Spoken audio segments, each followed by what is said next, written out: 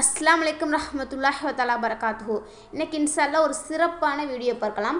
அன்னை ஆயிஷா ரலியல்லாஹு அன்ஹா அவர்களின் ஆடை முறை எப்படி இருந்துச்சு, எந்த முறையில் இருந்தது என்பதை பற்றி பார்க்கலாம்.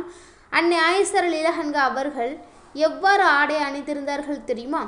ஆயிஷா ரலியல்லாஹு அன்ஹா அவர்களே கூறுகிறார்கள், எனது கணவர் இறை தூதர் ஸல்லல்லாஹு அலைஹி வஸல்லம் அவர்களும் தந்தை அபூபக்கர் ரலியல்லாஹு அன்ஹு அவர்களும் மரணமடைந்த போது எனது அறையில் அடக்கம் செய்யப்பட்டனர். அப்பொழுது அவர்கள் அடக்கம் செய்யப்பட்டிருக்கும் தனி அறையினுள் நான் சாதாரண ஆடை அணிந்தவர்களாக நுழைவது வழக்கமாக இருந்தது. எனது தந்தையும் கணவரும் தானே என்ற கருத்திலே நான் அவ்வாறு நடந்து கொண்டேன். பின்னர் உமர் ரலியல்லாஹு அன்ஹு அவர்களும் அந்த அறையிலேயே அடக்கம் செய்யப்பட்டனர்.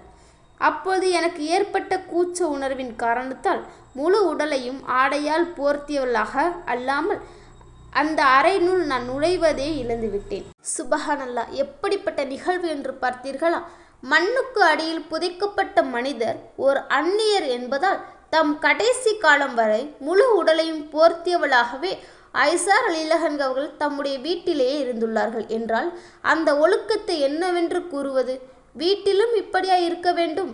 இது ஆயிஷா ரலியல்லாஹு அன்ஹா அவர்களின் தனிப்பட்ட இறையச்ச உணர்வை மட்டுமே வெளிப்படுத்துகிறது என்று நாம் இதை எடுத்துக்கொண்டாலும், இறைவனை அஞ்சி வாழ்ந்த ஒரு உன்னத சமுதாயம் எப்படி வாழ்ந்திருக்கிறது என்பதை பாருங்கள்.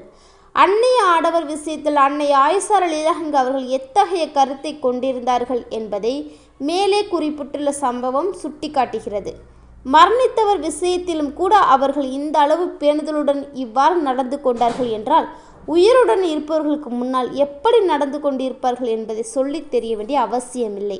மரணமடைந்து மண்ணோடு மண்ணாகி போனவர்களுக்கு மத்தியில் அல்ல, மாறாக மண்ணுக்கு மேலாக உயிருடன் இருக்கும் ஆடவருக்கு மத்தியில் ஹிஜாப் இல்லாமலும் அப்படியே அணிந்திருந்தாலும் இறைவனை குறித்த அச்ச உணர்வு இல்லாமலும் பெண்கள் வாழும் இக்கால நிலையில் இது போன்ற நிகழ்வுகள் மாபெரும் படிப்பினையாகும். ஆனால் கற்பு ஒழுக்கம் என்பது அவ்வாறு வாழும் போதுதான் பாதுகாக்கப்படும் என்பதை நாம் மறந்துவிடக்கூடாது. இதுவே அன்னை ஆயிஷா ரலியல்லாஹு அன்ஹா அவர்களின் ஆடையின் ஒழுக்கங்களும் பாதுகாப்பும் ஆகும்.